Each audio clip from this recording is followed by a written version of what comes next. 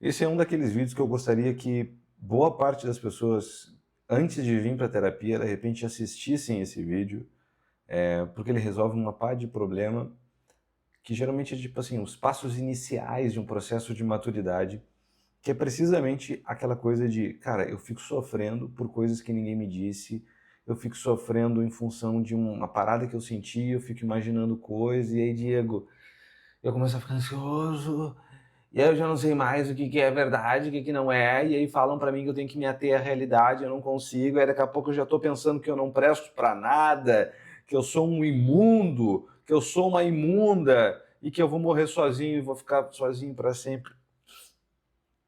Calma, tá? Quando a gente já chegou nesse ponto, ao ponto da gente começar a pensar que a gente realmente é um imundo, que a gente vai morrer sozinho, de que a gente não presta pra nada, de que eu não tenho valor pra nada, de que eu tenho mais que deixar de existir, Deus o livre, né? Nossa, eu tô até pensando em sumir, que Deus me leve logo, né?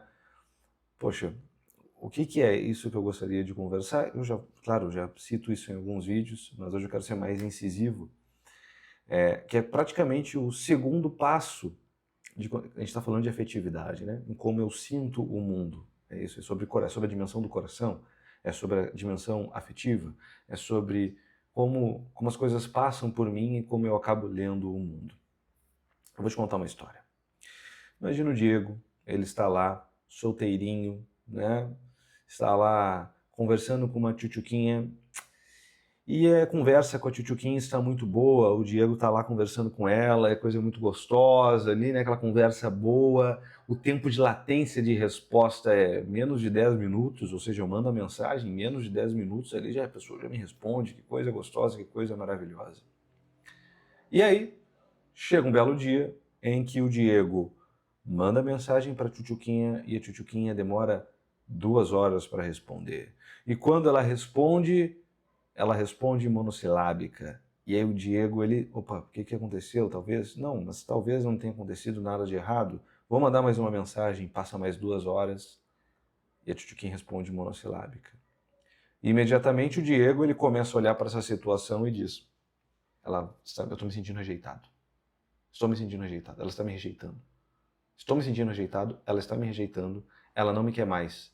Mais uma vez, eu estou na situação em que isso acontece, a pessoa me responde monossilábica e com certeza ela não me quer mais. Olha aí, eu vou ficar sozinho, eu realmente vou ficar sozinho para sempre. Mais uma vez isso está acontecendo, eu não mereço o amor mesmo, eu não valho nada, eu sou um pedaço de esterco. E aí, meu Deus, a minha vida e tal, o que eu vou fazer? Será que eu ligo para ela? Será que eu faço alguma coisa? Será que eu mando mais mensagem? Será que eu falo com alguém? Vou falar com meu psicólogo? Não. E aí começa a entrar nesse devaneio. Aonde que está o erro? Tem como arrumar que no final seria um erro, né? Puta, eu tô nessa situação. Seria um erro a gente contar essa história a partir do final. Existe um erro no começo dessa história. É muito natural que uma pessoa que vive assim boa parte da sua vida, chega um dado momento que ela pensa assim, caraca, fiquei muito afetado. E de repente, então, se eu procurar o estoicismo, frio e calculista, Peaky Blinders, aqui, esse é um negócio, acho que é para mim. Eu tenho que matar os sentimentos no meu coração. Erro, né? Erro. Tremendo erro. Não, a gente não mata sentimentos e no máximo se a gente tenta fazer isso, depois ele volta com mais força, nos metendo um pepino desse tamanho no meio da nossa bunda e aí ferrou. De modo algum. Então o primeiro passo é não matar essa afetividade, tá? Diego, eu não matei a afetividade, mas isso segue acontecendo. Eu te explico agora, né? O grande problema dessa situação toda que eu narrei é eu estou fazendo uma leitura da realidade a partir de uma extensão do meu afeto. Como assim? O Dieguinho aqui, no momento em que a menina respondeu monossilábica e ele se sentiu rejeitado, ele leu a situação como estou sendo rejeitado. Olha como o detalhe aqui ele é muito importante. Eu sinto que eu estou sendo rejeitado, portanto eu estou sendo rejeitado. Eu me sinto culpado, portanto eu sou culpado. Eu me sinto mal, portanto eu estou mal. Eu me sinto uma pessoa ruim, então eu sou uma pessoa ruim. Eu sinto que a pessoa X fez Y, então a pessoa X fez Y. Diego, mas isso aqui é intuição? Eu tenho uma intuição muito boa. Não, tu não tem uma intuição muito boa. Isso aqui não é intuição. Isso aqui é uma resposta que a gente tenta ter da realidade, que ainda não nos informou, que a gente poderia dizer um tremendo de um não sei, e eu já te digo por quê, que a gente não fica com não sei e a gente tira uma conclusão merda, né? A gente acaba pegando a primeira coisa que nos é informado. Nós temos duas formas de receber dados da realidade. Tem mais, tá? Mas eu vou pegar duas aqui. A primeira vai ser a afetividade, os meus apetites, as minhas paixões, eu gosto ou não gosto, como eu me sinto ou não, vamos pegar desse modo, meu sentimento. E do outro, a razão. O sentimento ele é muito rápido. Quando alguma coisa acontece com a gente já tem uma resposta, gostei, não gostei, sinto isso, sinto aquilo, é muito rápido, certo?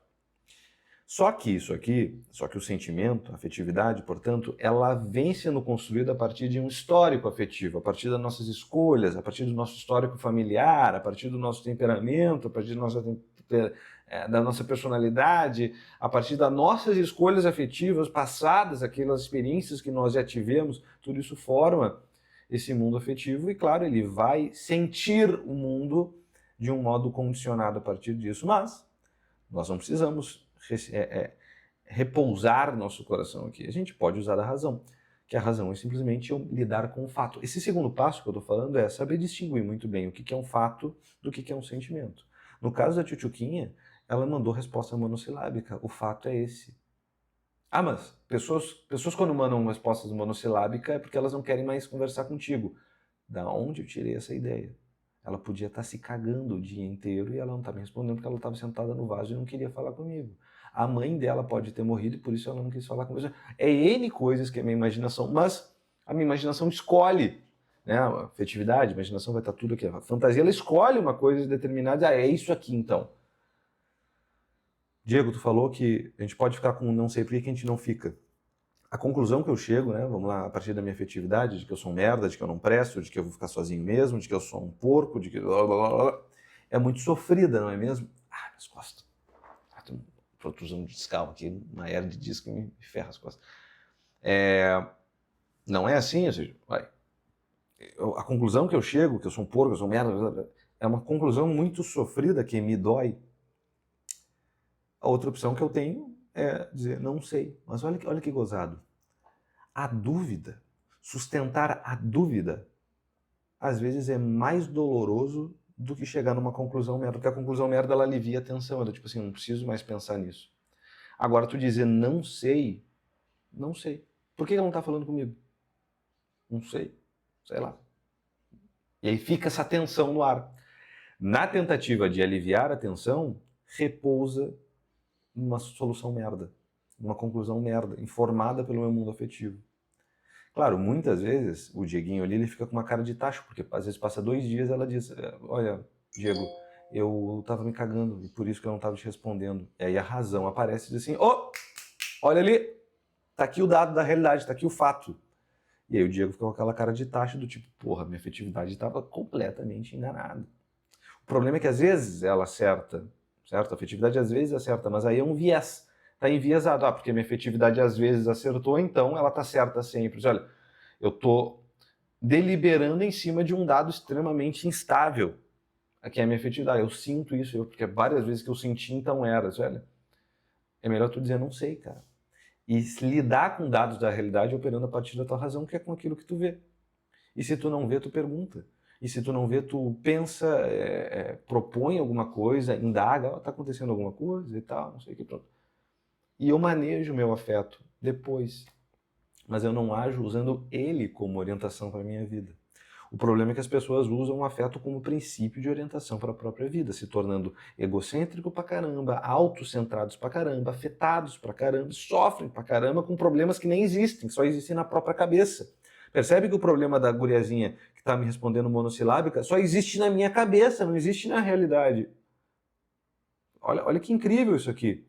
Boa parte dos nossos problemas, eles são criações da nossa própria cabeça, o que não quer dizer que a gente não vá sofrer em função deles, mas é uma criação nossa, a partir da nossa imaginação, do nosso mundo afetivo completamente maluco, tarado, mal formado, que é boa parte da população brasileira, do mundo hoje em dia. Bando de imaturo, cara. Só que, ainda que eu seja imaturo e eu tenha consciência disso, eu posso escolher não deliberar usando essa minha faculdade. Se eu tenho uma orientação podre, que eu sei que só me dá conclusões merdas, e que muitas vezes não é real, por que eu vou me ater a ela? Ou eu não me atenho e digo não sei, ou eu espero e deixo a razão operar e digo assim, eu vou lidar só com o que eu vejo e vou aguentar. É quase como uma musculação mesmo, assim, cara, eu vou aguentar, eu não vou, eu tô querendo operar pelo afeto, eu tô sentindo isso, e olha aí, até se, às vezes pode ser até pior, né? Às vezes, tipo assim, ela não tá me respondendo porque ela não me quer mais. Não, beleza. Aí passa um tempo, ela diz, não, eu não te quero mais mesmo, porque minha mãe morreu e um chão se abriu embaixo dos meus pés, e acabou minha vida, eu não quero mais nada com ninguém, nem eu sei mais se eu quero estar aqui. Eita, foi até pior. Mas por algum motivo, até essa realidade, que às vezes é pior, olha que bacana isso aqui, às vezes a realidade, como ela se mostra, ela é às vezes mais estável ainda, sendo muito ruim, do que essa porcaria dessa instabilidade mental, dessa imaginação sem forma, que tu fica criando esse cenário maluco na tua cabeça. Solução: distinguir fato de sentimento. Não é só porque eu sinto isso, que isso necessariamente é a realidade. Quais as evidências? Quais os fatos? O que está diante dos meus olhos? Essa é a grande pergunta. Se tu gostou desse vídeo, considera te inscrever no canal, curte ele também, comenta aqui embaixo o que tu achou, tá bom? Fica com Deus, não faz nada que eu não faria. Até a próxima. Tchau, tchau.